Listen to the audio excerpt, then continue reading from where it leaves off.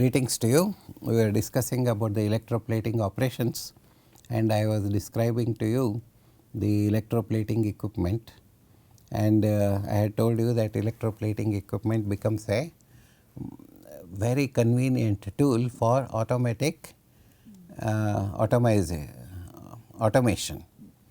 So, I had told you that the articles to be plated are fixed on a cathode bar on which number of things can be hung.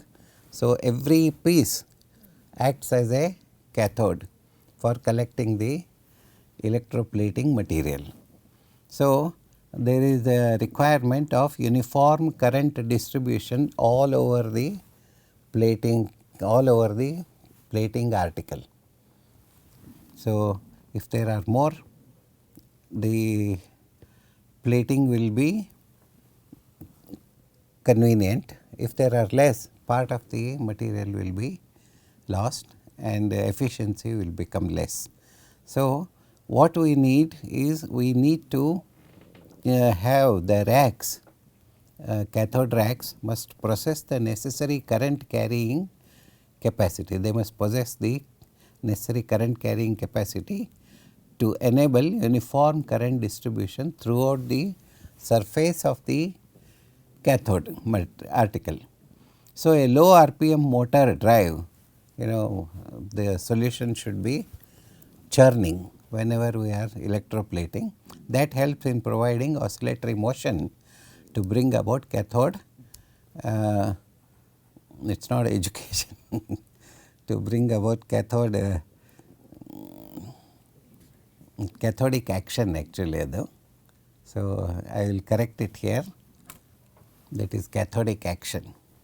So, the plating bath can be heated with steam or cooled with water through coils or pipes, and immersion heaters or external heat exchangers may also be used for electroplating, heating, cooling, and all those operations they can be automated. Now, this is a sort of a figure for you to study the operation of an electroplating bath. Here I have a sheet copper anode, okay, and here I have sheet copper anode again, and then this is the work to be plated with the copper solution. That means I have one cathode and two anodes. Okay, center one is cathode and this is anode. So, that copper from the anode can dissolve and come over here and then get plated, and then the article will be plated with copper. So, this is known as plating tank, sheet copper anode here, and then this is the plating electrolyte, and I have shown cations and anions here a little bit, plus and minus, and the current will be carried like this and then it will be connected to a motor. Same thing, this is also sequentially connected. So, there is no problem with respect to this, and then I have a switch to start the operation of electroplating on off, and the moment I have everything ready, all the cathode, I can, instead of one I can put another 10 here on the cathode hanging like this, one here, one here, one here, one here, like that. And then I need an ammeter, a rheostat to control the current, and a voltmeter for maintaining. So, this is basically an extension of the beaker operation what I had shown you during while I was teaching you the potentiometry. Only thing is here both the anode and cathode are in the same plating tank. So, in commercial electroplating, special attention must be given to factors like cathode and anode current density, cathode and anode current efficiency, rates of deposition, and throwing power. Throwing power I had already discussed with you. It depends upon the characteristics of the electrolyte. So, it is very important for us to worry about choose chemicals with good throwing power. Current density is commonly accepted as you can express also as amperes per square feet of the anode and cathode surface. The cathode current efficiency refers to the amount of metal plated to the amount that could be theoretically deposited by the same amount of current according to Faraday's law. There is nothing new in electroplating, because according to Faraday's laws, the things to be recorded, the things to be plated essentially remain the same, whether we like it or not, and fundamentals have been established way back in 1700 1800 AD. So, there is nothing new, but only thing is automation improvements keep on happening in the field all the time, applications keep on growing. Therefore, there will be requirement of expressing all these things, for example cathode current efficiency, and all these things probably were not known around that time. But in electroplating, such expressions as amperes per square feet of anode, amperes per square feet of cathode, and all these things assume importance in modern day science. So, anode current efficiency approximately again refers to the amount of metal dissolved at the anode. See, for cathode it is the efficiency for deposition, for anode it is the efficiency that is removing from the anode, that is metal loss, weight loss. So, after particular metal weight loss, it will not be efficiently throwing out the chemical, because anode has to dissolve and cathode it has to be deposited. Therefore, the requirement is same, but I can express it as either as anode or cathode. Sometimes I have an anode which is shaped fantastically geometrically like a block, but cathode could be a statue. It may be an ornament what people wear here and there, and it may be your watch strap that is to be coated with gold or silver or stainless steel like that. That also is possible. So, the both anode efficiency and cathode efficiency can be expressed, both mean the same. So, throwing power refers to the uniformity of the plate thickness that can be expected or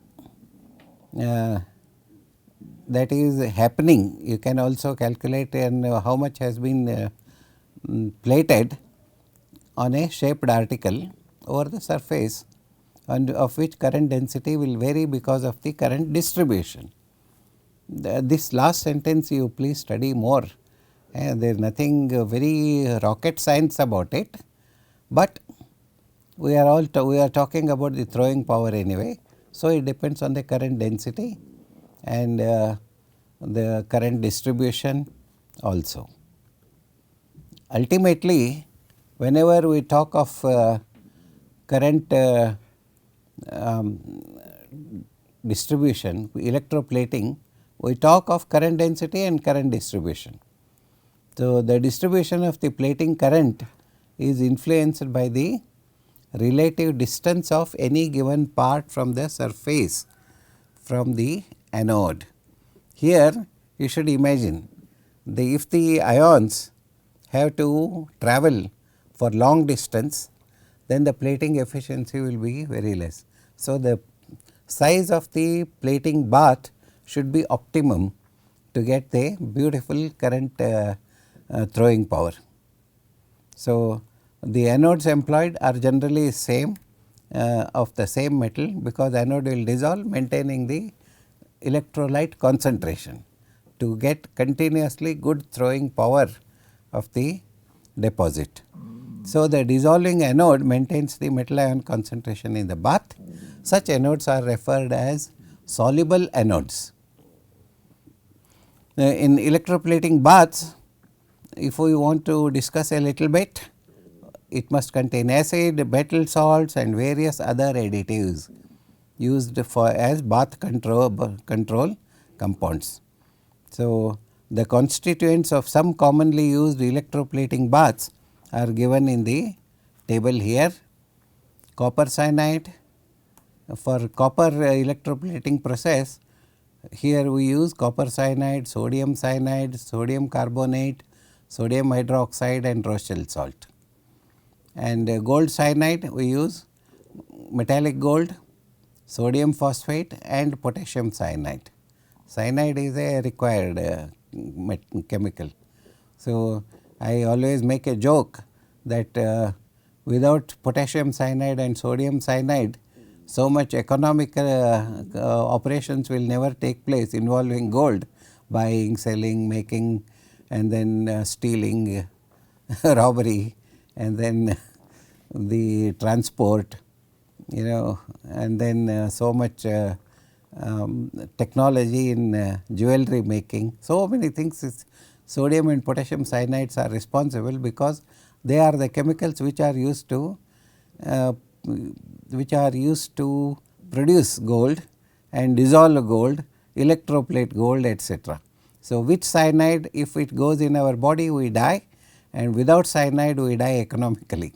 So, it is just a joke, but cyanide, just to impress upon you the importance of cyanide. So, but we do not use cyanide in day to day regular routine actions.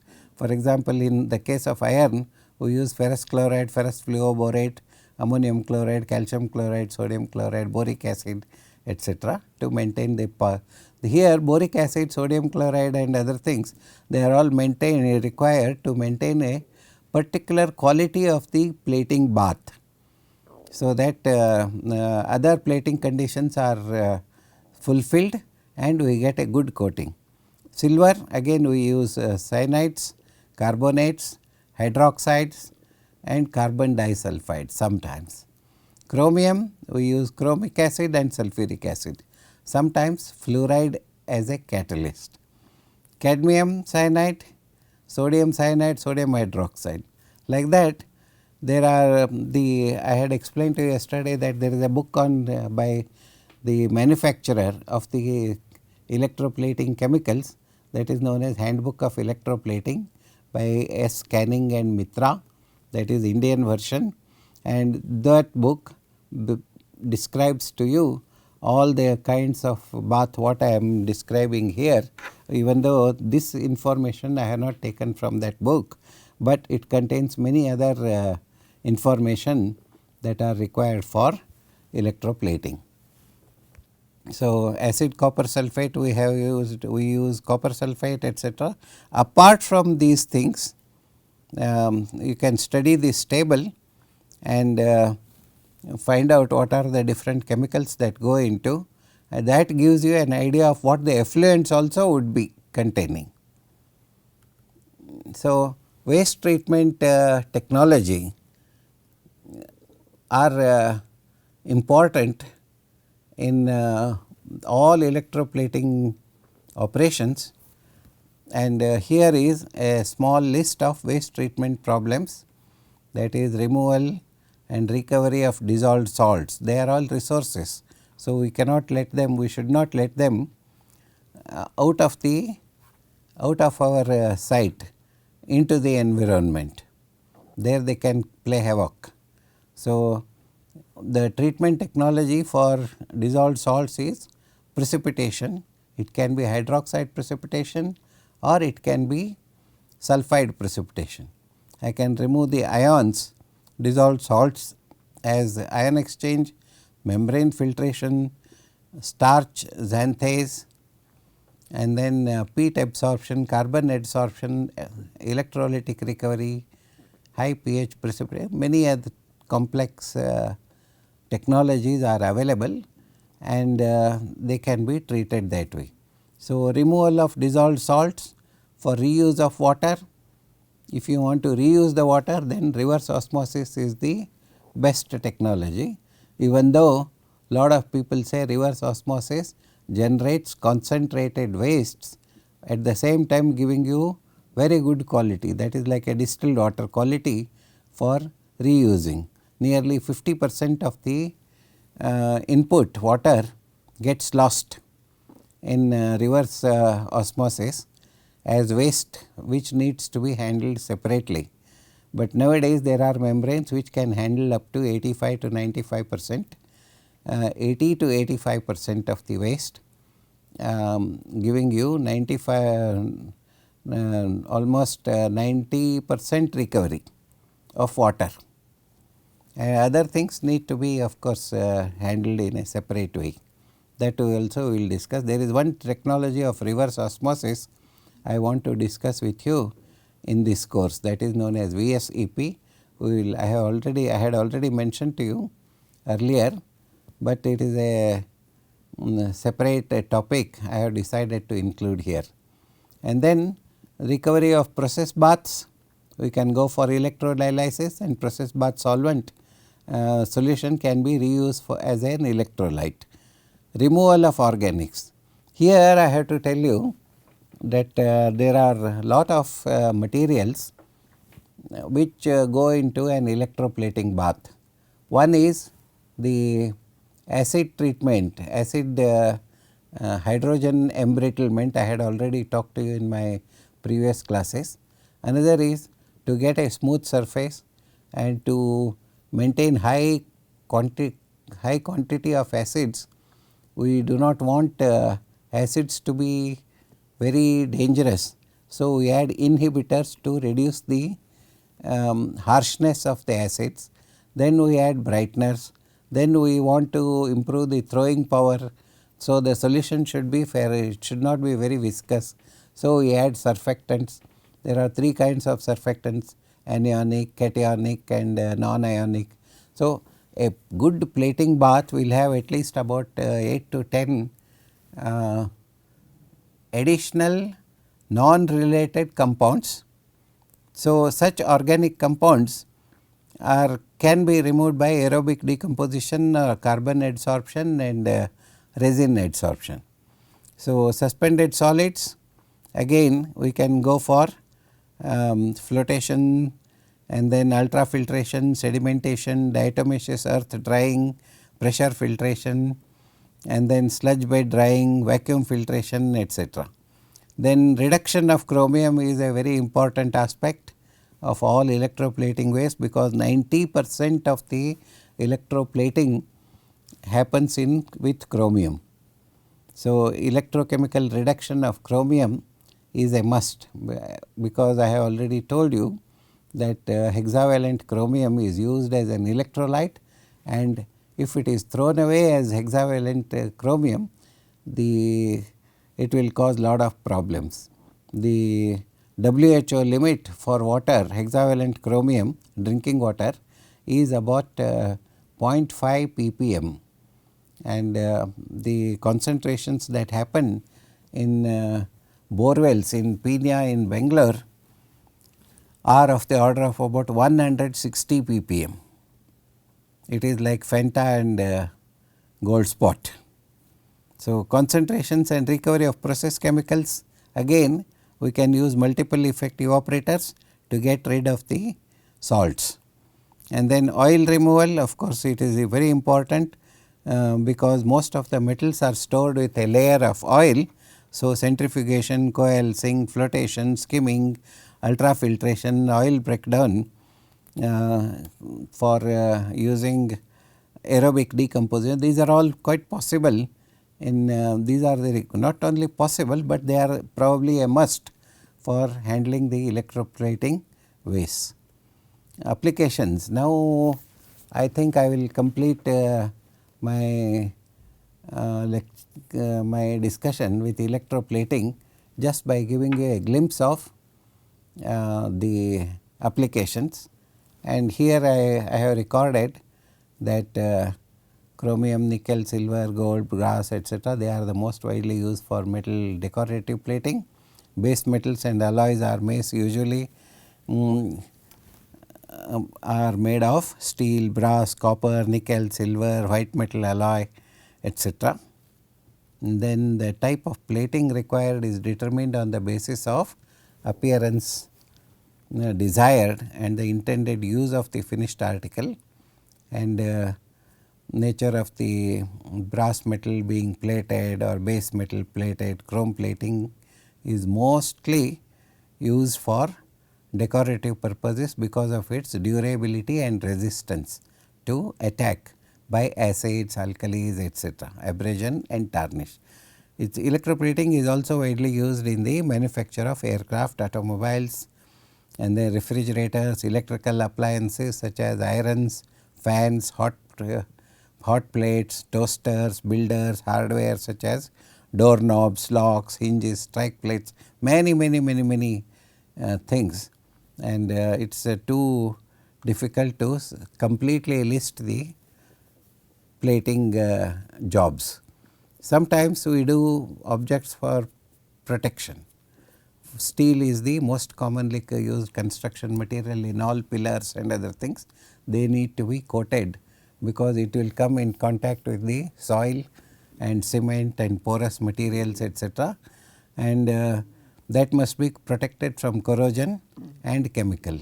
Sometimes you must have heard of these TMT bars. A lot of advertisement keeps on coming on TVs and other things. All cinema actors usually end up giving you advertisements on TMT bars. They are all rotated stainless steel rods, not stainless steel, rotated steel rods with very high strength. So, they are applied and spun or cast articles at some stage in their manufacture. Zinc plating is preferred in industrial and rural atmospheres, whereas plating is a better choice in seashore or salty atmospheres. Tin does not provide the galvanic protection offered by zinc and cadmium. So, in case of food containers and food handling, as far as possible, tin plating is preferred as it not only protects steel, but also does not contaminate the food. But in applications where protection as decorative effects on steel are needed, normally copper, nickel, chromium plates are used. Plating basically coated articles.